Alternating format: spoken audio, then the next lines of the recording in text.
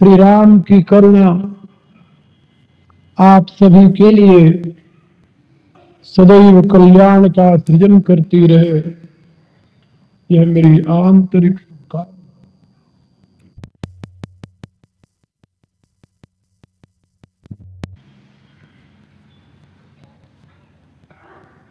आज दर्शन और नीति से संबंधित बहुत सी बातें बताई और समझाई। मुझे विश्वास है कि आप लोग उस पर चिंतन किए होंगे, करेंगे और आगे उन विचारों को जनमानस तक पहुंचाने के लिए प्रयत्नशील होंगे।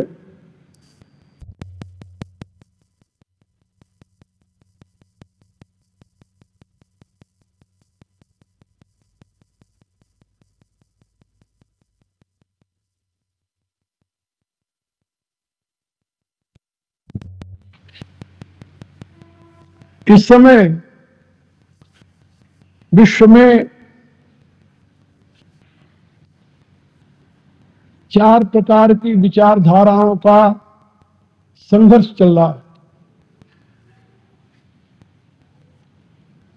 और यह संघर्ष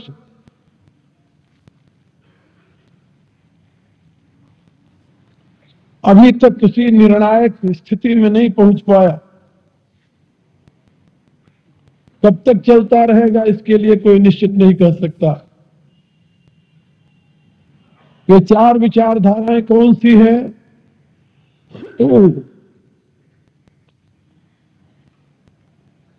उसको आप लोग समझ लें।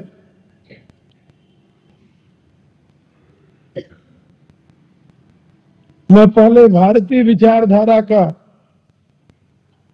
उल्लेख नहीं करता। इस समय जो सबसे प्रबल विचारधारा है वो ईश्वरवाद की है।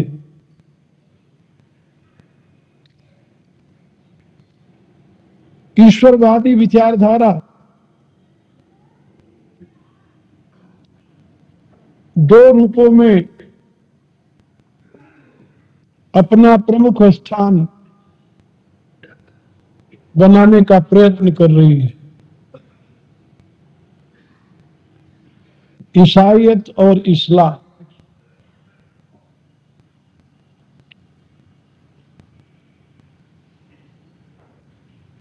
ईश्वरवादी विचारधारा कहने का अभिप्राय उनके मंतव्यानुसार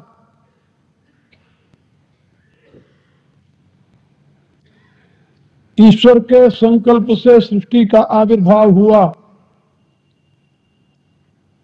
और यह सृष्टि, यह जीवन प्रथम है और आखिरी है। इससे पहले न तो कभी था न आगे कभी होगा।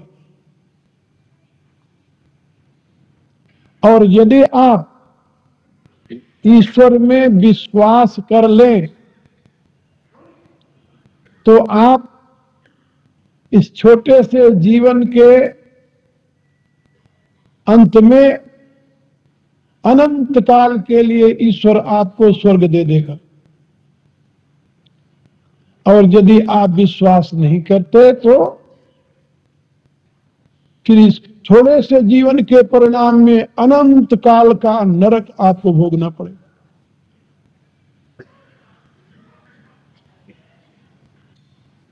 फिर ईश्वर में हम विश्वास करते हैं कि नहीं करते, इसका प्रमाण क्या है? तो ईसाई कहते हैं कि यदि आप ईश्वर के पुत्र में विश्वास करते हैं फिर तो ईश्वर का विश्वास सही है, और यदि ईश्वर के पुत्र में विश्वास नहीं करते तो आपका विश्वास सही नहीं है। मुसलमान भाई कहते हैं कि ला इलाहा इल्लल्लाह के साथ यदि आप एक्सेप्ट करते हैं मोहम्मद रसूलुल्लाह, तब तो आप ईश्वर में विश्वास करने वाले हैं। और यदि मोहम्मद रसूलुल्लाह आप नहीं मानने के लिए तैयार हैं तो आप ईश्वर विश्वासी नहीं। और जो ईश्वर विश्वासी नहीं है उसके लिए तो दोजख में, हेल में, हमारी भाषा में नरक में स्थान। यह ईश्वरवादी विचारधारा दो रूपों में इस समय विश्व में अपना प्रभुत्व स्थापित करने में प्रयत्नशील है। और 5 अरब से अधिक मानव की आबादी है। इस कुछ वर्ष पूर्व 5 अरब आबादी थी, अब तो अधिक हो गई। और उसमें 2.5 अरब लोग, 2.5 अरब केवल ईसाई विचारधारा के विश्वासी, 2.5 अरब। और 1.5 अरब लोग इस्लाम के विश्वासी हैं। 2.5 और 1.5 कितना हो गया? 4 अरब हो गए। और बाकी जो है, बाकी उसमें थोड़े से यहूदी है, मुट्ठी भर बेचारे, थोड़े से पारसी हैं, कुछ लाख वो भी भारत में बचे हुए हैं। बाकी आप धर्म की दृष्टि से एक बात और आपसे निवेदन है, ईसाई और इस्लाम की ईश्वरवादी विचारधारा किसी प्रकार के मानवीय बुद्धि के प्रयोग के लिए सर्वथा वर्जित करती है। आप उसमें अपने अकल की दखल नहीं लगा सकते। क्यों?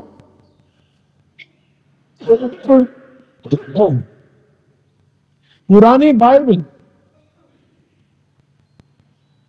बाइबल जो है वही ईसाइयत का आधार है, वही इस्लाम का आधार है।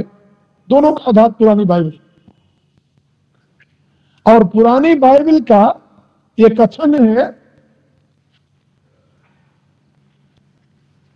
कि ज्ञान वृक्ष का फल खाने के परिणाम में ही एडम और ईव, इस्लाम में आदम और हव्वा दोनों स्वर्ग से ढकेल दिए गए थे। इसलिए जो कोई व्यक्ति फेथ में, धर्म में या मजहब में, रिलीजन में ज्ञान की बात कहेगा या ज्ञान का अवलंबन लेगा, वो स्वर्ग में प्रवेश करने का अधिकारी नहीं हो। यही कारण है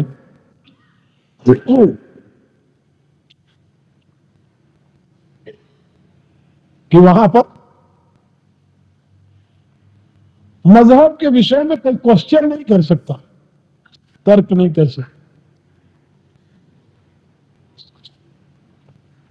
एक बार एक ईसाई बिशप से मेरी बात हो रही थी इंग्लैंड में।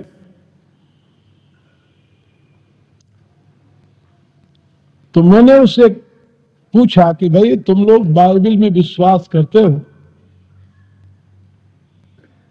बाइबल की कुछ ऐसी समस्याएं हैं जिनका समाधान पाना मुश्किल होता है, क्या तुम मेरा समाधान कर सकते हो?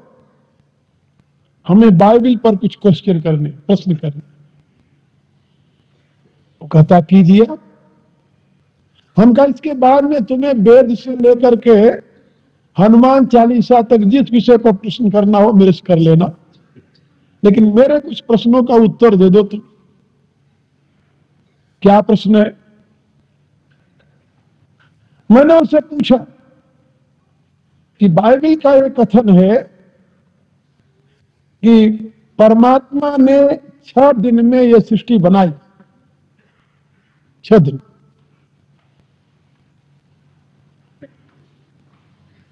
और 6 दिन में जो सृष्टि बनी तो 6वें दिन तो मनुष्य को बनाकर वो विश्राम किया, क्योंकि man is the image of God. उससे पहले 5 दिन में उसने और भी बहुत सी चीजें बनाई। उस क्रम में 4थे दिन उसने सूर्य को बनाया। सूर्य को कब बनाया भगवान ने? चौथे दिन। ये बात सही है? वो कहता सही है। हमने कहा भाई मेरे को तो ये समझ में आई है कि दिन की माप तोड़ जो है वो सूर्य से हम लोग करते हैं। तो जब सूर्य चौथे दिन बना तो 3 दिन की माप तोड़ किसके द्वारा ईश्वर ने की थी?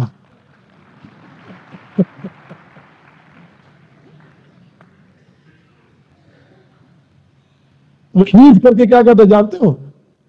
यू हिंदू ऑलवेज क्रिटिसाइज और होली बुक। नहीं, खींचते क्यों हो? तर्क है, इसका उत्तर दो तुम। यदि तुम्हारे समझ में नहीं आता तो कह दो कि ये गलत लिखा है। साहस क्यों नहीं करते?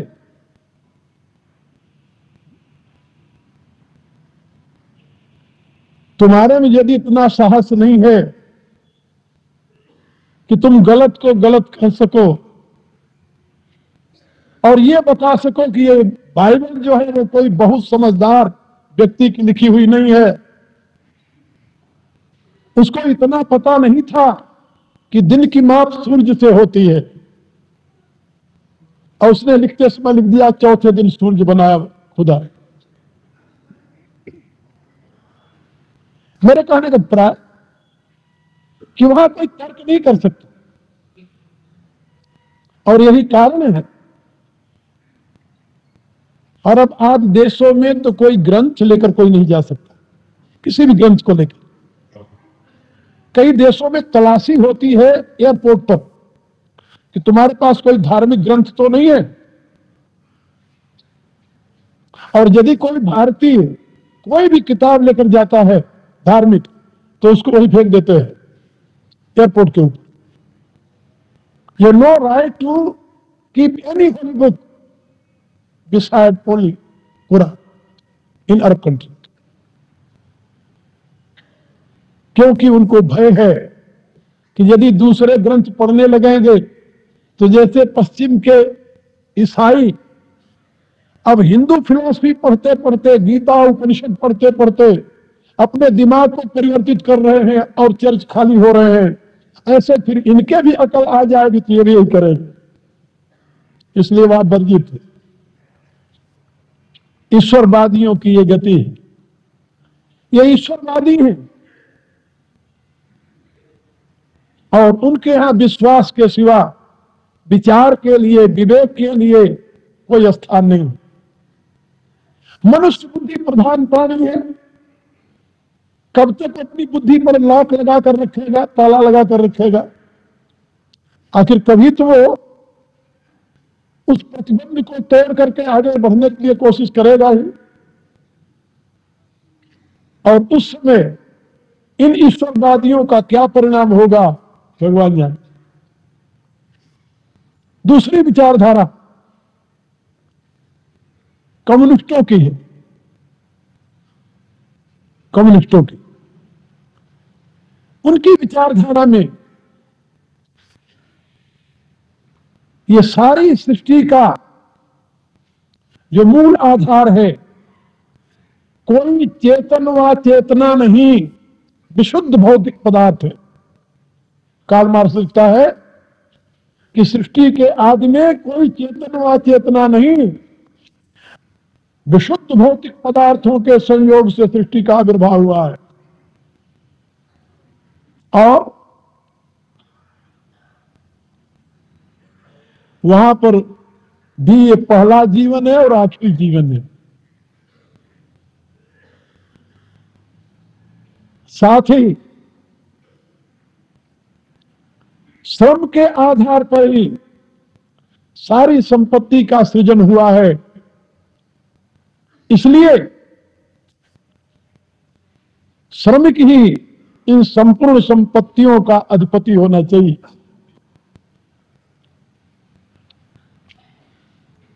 मैं मानता हूं कार्ल मार्क्स के हृदय में मानव जाति के प्रति बहुत टीस थी, बहुत दुख था, वेदना थी। मैंने उसकी जीवनी पढ़ी है।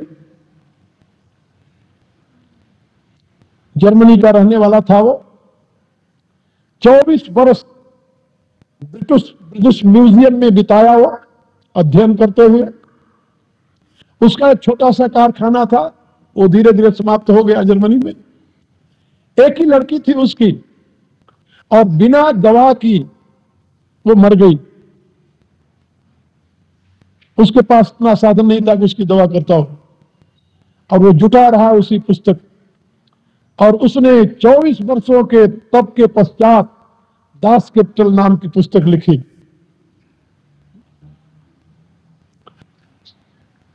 उसके मानवता प्रेमी होने में मुझे कोई संदेह नहीं है, लेकिन उसके सामने कोई ऐसे दर्शन की प्रणाली नहीं थी जिसके द्वारा वो सत्य तक पहुंच सकता है। बहुत वर्ष पहले जब मैंने दास कैपिटल पढ़ी,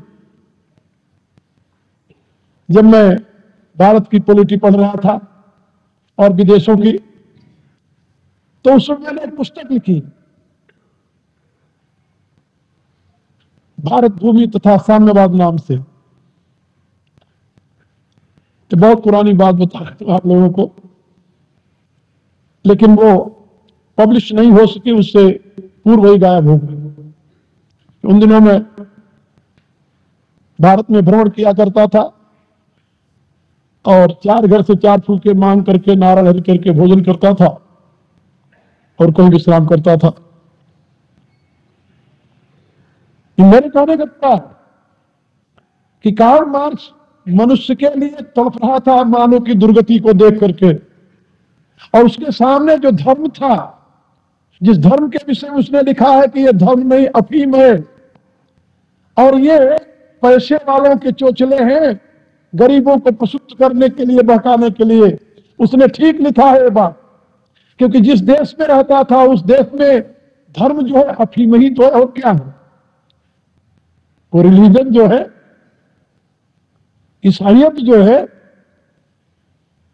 वहां की तो यह स्थिति थी उन दिनों में कि लोग स्वर्ग के लिए अपनी बुकिंग कराने के लिए यही पैसे जमा कर देते थे पोप के यहाँ, यही।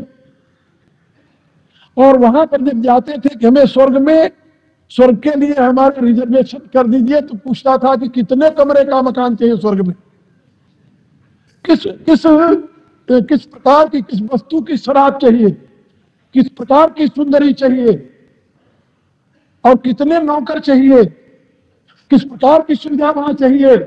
और वो सब अपनी बयान करता और लिख देता, और बाद में उसके लिए वो बिल बनाकर दे देता, कितना रुपया जमा कराओ और तुम्हारी स्वर्ग की सीट रिजर्व हो गई। फिर वो क्या करते थे, कागज जब मर जाता था तो कॉफिन जो बनाते हैं लकड़ी का, तो उसमें जब लाश रखते तो उसके बगल में कागज रख देते, और फिर कहता कि जब तुम हो आखिरी आवाज आएगी जजमेंट डे के ऊपर, तो तुम्हारे पास एक कागज होगा, लेकर के उठकर खड़े हो जाना और परमात्मा को दिखा देना, और तुम्हें वो सारी सुविधा वहां मिल जाएगी।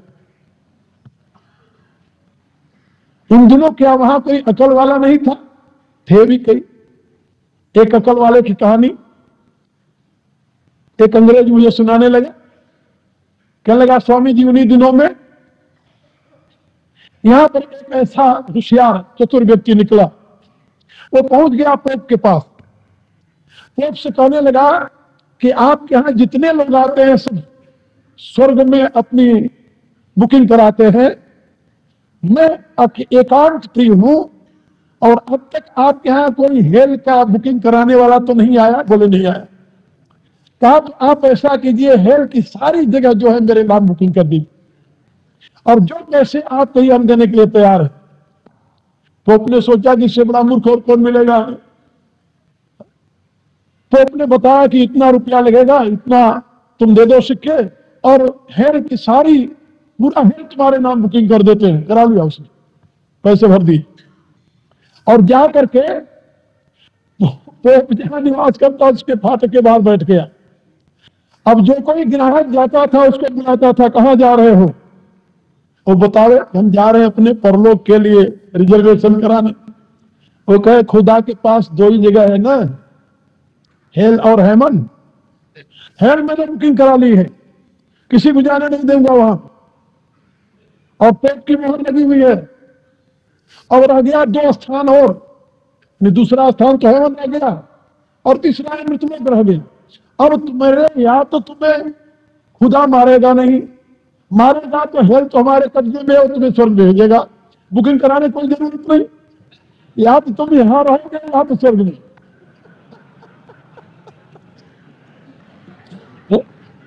कितना कुशल आदमी था।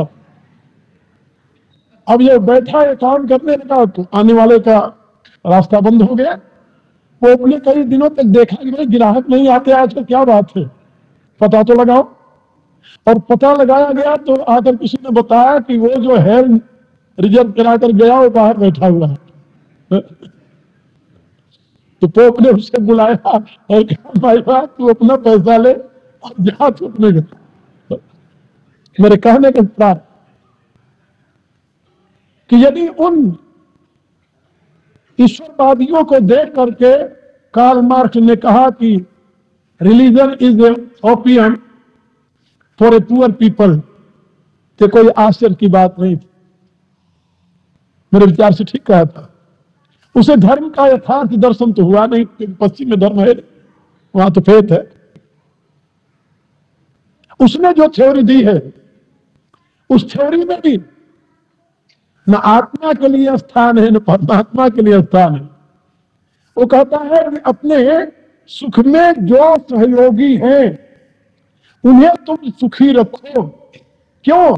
इसलिए कि यदि वो दुखी हो गए तो तुम्हारे सुख में बाधा पड़ जाएगी। क्या समझे? फिलॉसफी समझिए उसकी। तुम दूसरे को सुखी इसलिए रखो कि वो तुम्हारे सुख में सहयोगी है, और जो तुम्हारे सुख में सहयोगी नहीं है उनको सुखी रखने की जरूरत नहीं वहां। और अपने सुख में सहयोगी स्त्री को सुखी इसलिए रखो कि वो सुखी रहेगी तो उससे तुम्हें सुख मिलेगा, और यदि स्त्री तुम्हारे सुख में सहयोगी न हो तो फिर उसकी चिंता करने की तुम्हें जरूरत नहीं। Is anywhere humanity? नो। और जिस सिद्धांत की उसने प्रतिष्ठा की है कि श्रम ही संपत्ति का स्रोत है, ये अधूरा नहीं, एकांगी भी नहीं, बल्कि उसके एक अंश की व्याख्या करता है। संपत्ति के लिए केवल श्रम ही नहीं चाहिए। First is natural sources, second is ability, third is labour and fourth is good organisation. जो अर्थशास्त्र जानते हैं उनको पता होगा। इन चारों के योग से संपत्ति का उत्पादन होता है, केवल श्रम से नहीं होता। आप लोग देखते होंगे जो सर पर ईंट लेकर के 4-4 मंजिले चढ़ते हैं, उनकी दिहाड़ी दिन भर में 50 रुपए मिलते हैं या 60 रुपए, कभी 70 रुपए हो गए। लेकिन जो कागज पर केवल नक्शा बनाकर दे देते हैं, हजारों रुपए ले लेते हैं। कहने का उत्तर एबिलिटी हमारे यहां सांख्य शास्त्र में बात समझाई गई है कि विशुद्ध बुद्धि के प्रकाश में ही धर्म, ज्ञान, वैराग्य और ऐश्वर्य की उपलब्धि होती है। यानी ऐश्वर्य जो है वो विशुद्ध बुद्धि का परिणाम है। और भगवती की आराधना करते हुए ऋषि कहता है या श्री स्वयं सुकृतिना और भवनेषु अलक्ष्मी पापात्मना तृतीयाम हृदयेषु बुद्धि। कहने का अभिप्राय श्री जो है वह सुकृत का परिणाम है, और सुकृति जो है वो शुद्ध बुद्धि का परिणाम है। इसलिए विशुद्ध बुद्धि ही संपत्ति का मूल आधार है। गोस्वामी तुलसीदास अपने रामायण में लिखते हैं, क्या लिखते हैं? जहां सुमति तहां संपत्ति नाना, और जहां कुमति तहां विपत्ति निदाना। जहां पर सुमति है, सुष्टुमति, सुंदरमति, शुद्धमति है, वहीं पर संपत्ति है। भारत की दरिद्रता में भारतीयों की कुमति ही तो कारण रही है, और क्या कारण रहा है। और जब जब भारत में सुमति का प्राबल्य रहा है तब तब यहां स्वर्णिम युग कहा जाता रहा। तो कार्ल मार्क्स की विचारधारा का प्रचार भी जोरों से चल रहा है। कम्युनिज्म भी एक वर्तमान काल का धर्म है, वो भी एक प्रकार का धर्म है, क्योंकि जो ईश्वर को माने उसी में धर्म नहीं होता। अनीश्वरवादी भी तो धर्म हुए हैं, बौद्ध धर्म, जैन धर्म और लोकायत धर्म, ये सब अनीश्वरवादी ही तो है। और उसी में कार्ल मार्क्स का नया धर्म भी अनीश्वरवादी है, जिसमें को नाश करते, ये भी अनीश्वरवादी धर्म है। तो मैं आप लोगों को बता रहा था कि एक ईश्वरवादी विचारधारा, एक अनीश्वरवादी विचारधारा, अनीश्वरवादी विचारधारा में एक और दूसरे रंग की विचारधारा भी, एक तो कार्ल मार्क्स की है जो साम्यवाद को प्रतिष्ठित करता है, लेकिन एक और विचारधारा है जिसको भोगवादी विचारधारा कहते हैं। भोगवादी, साम्यवादी नहीं, भोगवादी विचारधारा। और भोगवादी विचारधारा का आधार क्या है? Individualism. Individualism is the base of भोगवाद। भोगवादी विचारधारा, उसका भी जोरों से प्रचार चल रहा है। वो पुरानी बातें हो गई जिसमें लोकायत मतानुयायियों ने घोषणा की थी, यावत जीवेत सुखम जीवेत ऋणम कृत्वा घृतम पीवेत। वहां ऋणम कृत्वा था, ऋणम कृत्वा माने दूसरे से कर्ज लेकर भी पियो। और यहां तो दूसरे से कर्ज लेने की बातें नहीं है, दूसरे को लूटो पाटो भी पियो। दुनिया बदल गई है। तो ये भोगवादी विचारधारा, ईश्वरवादी विचारधारा, भौतिकवादी विचारधारा, भोगवादी विचारधारा, ये तीन विचारधाराएं अपने जोर पर है इस समय प्रचार में, प्रसार में, चारों तरफ दुनिया में। और एक चौथी विचारधारा है जो हम भारतीयों की विचारधारा, वह विचारधारा है जिसको कहते हैं अध्यात्मवादी विचारधारा। भगवान ने गीता में अध्यात्म विद्या विद्या नाम कह करके इस महान विद्या की महिमा का उल्लेख किया है। हम अध्यात्मवादी हैं और अध्यात्मवादी जीवन प्रक्रिया मानव के लिए वरदान है। ईश्वरवादी विवेकहीन प्रक्रिया है, भौतिकवादी विवेकहीन प्रक्रिया है, भोगवादी विवेकहीन प्रक्रिया है। इन तीनों में विशुद्ध बुद्धि के लिए स्थान नहीं है और विशुद्ध बुद्धि का प्रयोग नहीं है। जिस समय व्यक्ति विशुद्ध बुद्धि का प्रयोग करेगा उस समय इन तीनों प्रकार की विचारधाराओं को खंडित करके समाप्त कर देगा। लेकिन जब भी कभी वह विवेक का आश्रय लेगा, विवेक का आश्रय लेते ही उसके सामने अध्यात्मवादी विचारधारा आकर खड़ी हो जाएगी, क्योंकि विवेक का क्षेत्र अध्यात्म है। अध्यात्म ही विवेक की भूमि है।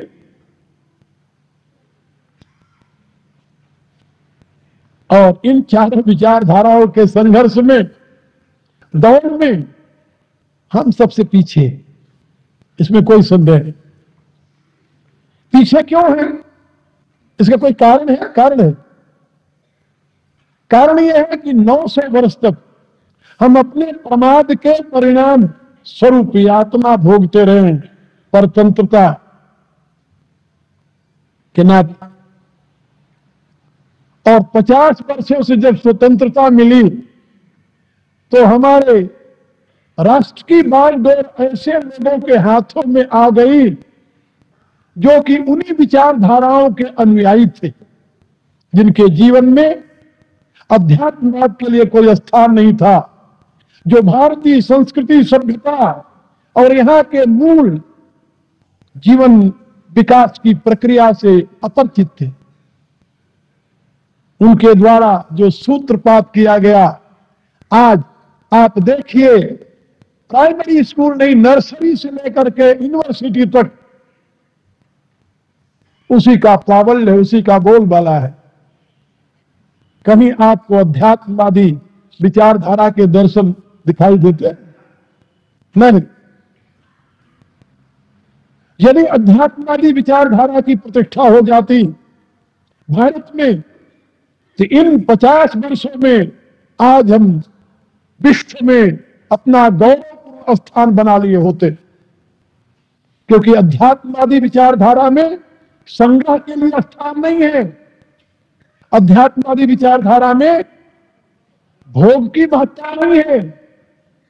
क्या भोग वर्जित है? बोले नहीं, वर्जित नहीं है, अनुशासित है।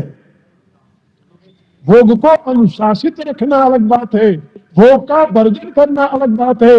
अध्यात्मवादी विचारधारा में भोग अनुशासित है, वर्जित नहीं है। हम सनातनी तो जीवन के लक्ष्य के रूप में 4 पदार्थ को स्वीकार करते हैं, जिसमें धर्म के साथ अर्थ और काम भी जुड़ा हुआ है। फिर आखिर में मोक्ष का स्थान आता है। दुर्भाग्य से इस देश में एक ऐसे महापुरुष हुए जो धर्म के साथ जुड़े हुए अर्थ और काम को डिलीट करके, अंग्रेजी में एक शब्द है डिलीट करना, हाँ, अलग कर दे, तो अर्थ और काम को अलग करके धर्म को सीधा मोक्ष से जोड़ दिया।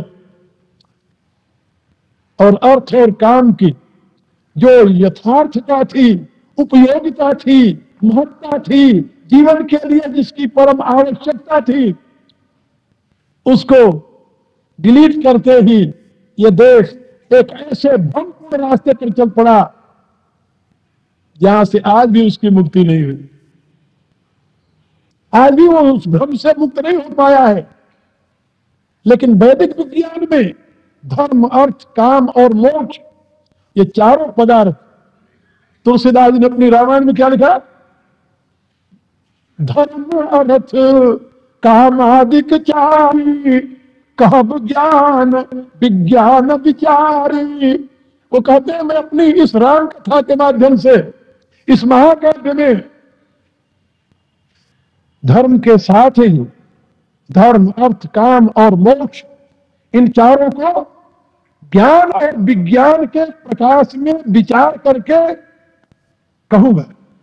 कब ज्ञान विज्ञान विचार, ज्ञान विज्ञान के प्रकाश में धर्म, अर्थ, काम, मोक्ष को प्रतिष्ठित करने का प्रण लिया है महापुरुष ने, और उन्होंने बड़ी सुगमता के साथ इसको व्यक्त किया। इसलिए याद रखें, यदि मानव को अपनी मानवता से युक्त होकर गौरवपूर्ण जीवन जीना है, तो ईश्वरवाद, भौतिकवाद, भोगवाद उसको सुख और शांति नहीं दे सकता। उचित है, और अध्यात्मवाद के बिना न तो मानव का पूर्ण विकास होगा और न तो सुख शांति का भाजन बन पाएगा। इसलिए इस समय आवश्यकता है अध्यात्मवाद के प्रतिष्ठा की, और वो कर्तव्य, वो ड्यूटी अमेरिका की नहीं है, यूरोप की भी नहीं है, वो उत्तरदायी उसके लिए जापान भी नहीं है, चाइना भी नहीं है। उसके लिए यदि कोई जिम्मेदार है तो ये भारत। पश्चिम ने दुनिया को विज्ञान का विलास दिया, लेकिन विज्ञान के विलास को अनुशासित करने के लिए अध्यात्म का प्रकाश दुनिया को भारत दे सकता है, दूसरा कोई देश नहीं दे सकता। याद रखिए।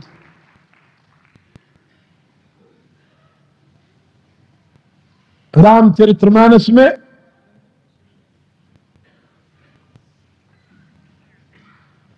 प्राचीन वैदिक सिद्धांतों को महाकवि ने बहुत ही सरल भाषा में अभिव्यक्त किया है। कल मैंने आप लोगों को बताया था कि भगवान राम के पावन चरित्र में नीति, प्रीति, परमार्थ और स्वार्थ, इन चारों की समुचित व्याख्या की गई है।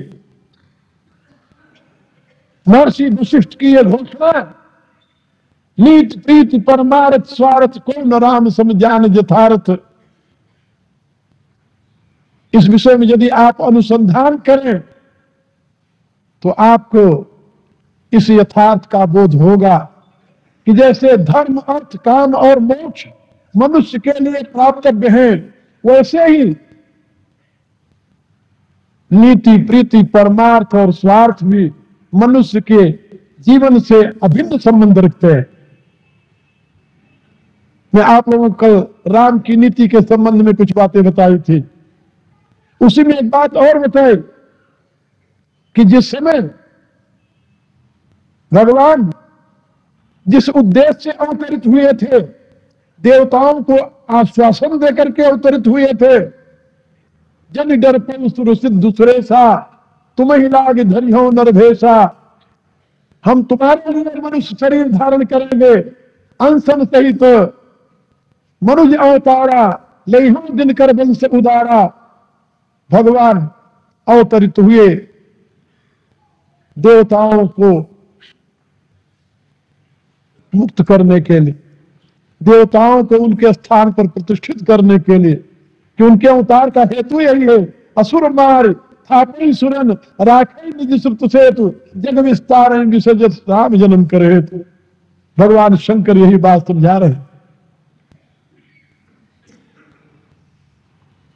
अगस्त के आश्रम के पश्चात पंचवटी में जब भगवान विराजमान होते हैं तो लक्ष्मण को इस रहस्य से सुपरिचित नहीं कराते।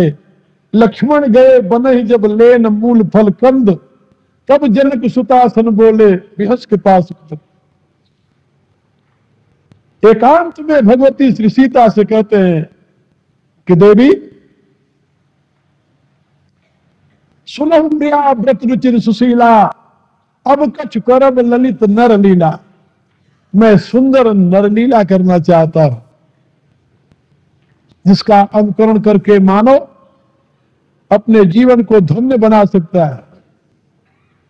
वह लीला करने के लिए अब अवसर आ गया है। तुम पारक न कर निवासा। कहा भाई ये लक्ष्मण जी को क्यों नहीं बताया गया, क्या कारण था? कहा यदि लक्ष्मण जी को यह पता चल जाता कि असली सीता जिसकी मैं अब तक उपासना करता रहा हूं उसका हरण नहीं हुआ है,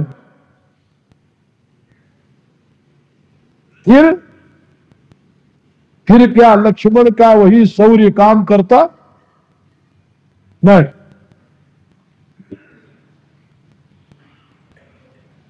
ऐसा संभव नहीं था। इसलिए भगवान ने लक्ष्मण को नहीं बताया, और बिना लक्ष्मण के उस व्रत की पूर्ति किए क्या मेघनाथ ऐसे दानों का वध हो सकता था? यह भी कठिन था। भगवान ने लक्ष्मण को नहीं बताया। फिर सीता जी अग्नि में प्रवेश कर गई और सीता के स्थान पर निज निज प्रतिबिंब राखितः सीता, सीता ने अपना प्रतिबिंब वहां रखा, ऐसा तुलसीदास जी ने कहा है। लेकिन अन्य रामायणों में कथा इससे विलक्षण है। एक ऋषि परमेश्वरी की आराधना करते हैं। परमेश्वरी जब प्रसन्न होती है तो प्रार्थना करते हैं कि भगवती तुम मेरे यहां पुत्री रूप में जन्म। परमेश्वरी उनके यहां पुत्री रूप में जन्म लेती है। बड़े प्रसन्न होते हैं, विलक्षण रूप वाली है उनकी पुत्री। वो जब वो बड़ी होती है, ब्याह के योग्य होती है, तो पुत्री प्रतिज्ञा करती है कि मैं तो भगवान विष्णु से, नारायण से विवाह करूंगी। नारायण से, नारायण को पति रूप में वर्ण करना असंभव है। उसने कहा कि नहीं, कुछ असंभव नहीं है। वह परमेश्वरी के अंश से प्रकट हुई है तो विवाह किससे करेगी? भला कल्पना कीजिए। उसने प्रतिज्ञा की कि नहीं, मैं विवश करूंगी अपने तप के बल से और विवाह मैं करूंगी उन्हीं से। और तपस्या में लीन हो जाती है। उस ब्राह्मण कन्या, ऋषि कन्या का नाम था वेदवती। और वह एक बार तपोपूत आभा से युक्त एकांत में ध्यान मग्न थी। रावण आकाश मार्ग से चला जा रहा था, उसकी दृष्टि उस पर पड़ गई। उसके स्वरूप को देखकर वो मोहित हो गया और वही विमान उतार दिया और पहुंच गया उसके पास। पहले तो उससे प्रार्थना करने लगा। वेदवती ने उसे बहुत समझाया कि तुम राक्षस राज अपने रास्ते पर चले जाओ, लेकिन वो विषयी व्यक्ति सुनने वाला कहां था। उसकी बात न सुन करके जब उस दुष्ट ने बल का प्रयोग करना चाहा, तो वह देवी जो थी वह यह घोषणा करते हुए कि मैं तुम्हारे नाश करने के लिए तुम्हारी लंका में आऊंगी, और हवन कुंड में वो कूद पड़ी। देखो, जिस अग्नि के हवाले हो गई थी, वो जिस नारायण की उपासना कर रही थी, वही राम है। और उस अग्नि से वेदवती के वाक्य को सत्य करने के लिए वेदवती को बाहर निकालना है और भगवती सीता को उस अग्नि के हवाले करना है। राम ने यही किया। तुम पावक महा करो निवासा, जब लगी करो निशाचर नासा। तो सकल कथा जब राम बखानी, सारी कहानी जब सुनाई कि तुम्हारे ही अंश से वेदवती का आविर्भाव हुआ था और वो वेदवती इसी अग्निदेव के अधीन है, और अब अग्नि में विश्राम करे वेदवती बाहर आएगी। उसने प्रतिज्ञा की है कि मैं तुम्हारा नाश करने के लिए लंका में आऊंगी, और रावण उस वेदवती को ले जाएगा। उसके स्वरूप पर पहले भी मुग्ध हुआ है, और वेदवती के कारण ही रावण का नाश होगा, और नाश के पश्चात पुनः वेदवती इसी अग्नि के हवाले कर देंगे और तुम मेरे पास आ जाना। जब सकल कथा, ये सारी कथा राम ने समझाई। सकल कथा जब राम बखानी, तो प्रभु पद दही ही अनल समानी। अनिज प्रतिबिंब राखित सीता, वो सीता की ही तो प्रतिमूर्ति है वेदवती, उसी का तो प्रतिबिंब है, उसी की छाया है, उसी का अंश अवतार है। ऐसे आप समझ लें। तैसे रूपशील सुपुनीता, उसी प्रकार से रूप है, उसी प्रकार का शील है, उसी प्रकार सारी शक्ति उसमें हो रही है। भगवती की कथा आती है देवी भागवत में। एक बार भगवान शंकर ने विनोद में भगवती से कह दिया कि तुम तो काली हो, काली। ये सुन करके नाराज हो गई। मैं काली हूं इसलिए आप मेरी उपेक्षा कर रहे हैं, तो अब मैं गौरी होकर के ही आपके पास आऊंगी। वो वहां चली आई बिंदु पर्वत पर। देवी भागवतकार लिखते हैं विंध्याचल में आकर के उसने घोर तप करके अपना शरीर छोड़ दिया वही, और उसी के शरीर से जो उसका दिव्य स्वरूप प्रकट हुआ उसको गौरी कहते हैं। गौरांगना बन करके वो बाहर निकली, और जिस शरीर को उसने छोड़ा था, जानते हो उस शरीर का क्या नाम है? कौशाम्बी।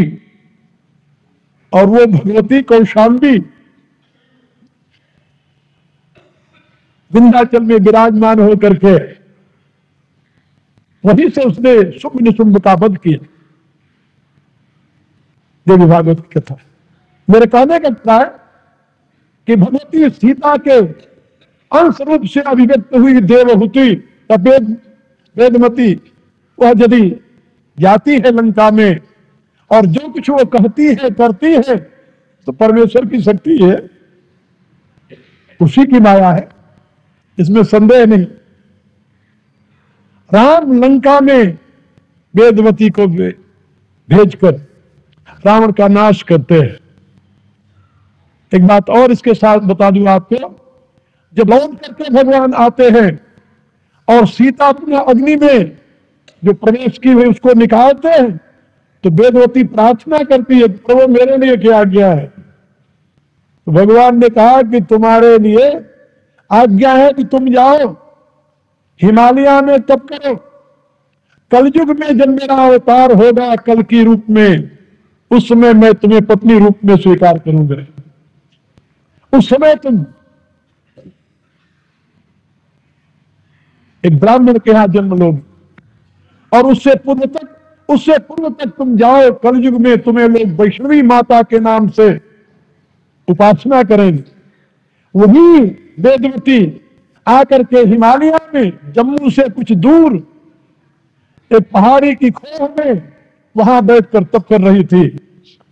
जहां से एक राक्षस उसके पीछे लग गया, वहां से वो भूमा देवी में आई, वहां से फिर जाकर के जो वैष्णवी गुफा है जहां आप लोग वैष्णव देवी का दर्शन करने बहुत लोग गए होंगे, जाते वो वेदवती है। और भगवान राम के वरदानानुसार वह कलयुग के जीवों के कल्याण का संपादन कर रहे हैं। समझे? वो वेदवती। तो मैं आपको क्या बता रहा था कि भगवान राम की नीति देखिए, इतने बड़े रहस्य की बात उन्होंने लक्ष्मण को नहीं बताई। आगे बढ़िए। भगवान राम ये जानते थे, क्या जानते थे? कि जब तक जिस वन में निवास कर रहे हैं उस वन के निवासियों की सद्भावना हमारे साथ नहीं होगी, तब तक हम उनके हृदय में अपना स्थान नहीं बना पाएंगे। और जब तक उनका सहयोग नहीं मिलेगा तब तक इतने बड़े कार्य की सिद्धि नहीं हो सकेगी। और परिणाम क्या हुआ? भगवान वन में विचरते हुए जहां पर अनेक मुनियों के आश्रम में जाते हैं, वहीं पर एक वनवासिनी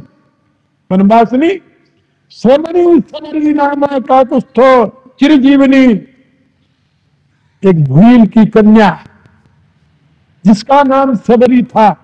अध्यात्म रामायण में भगवान व्यास ने उसका नाम बताया है, श्रमणी सबरी नामा काकुस्था चिरजीवनी। ये बता रहा है वह कवन? भगवान राम। तो सबरी नाम की उस श्रमणी माने सन्यासिनी। कुछ लोग कहते हैं प्राचीन काल में देवियां सन्यास नहीं लेती थी। उन भले आदमियों को महर्षि वाल्मीकि के वाक्यों पर और अध्यात्म रामायण के इस शब्द के ऊपर विचार करना चाहिए। महर्षि वाल्मीकि ने तो सेवरी का बड़ा सुंदर स्वरूप वर्णन किया है। भगवान राम जब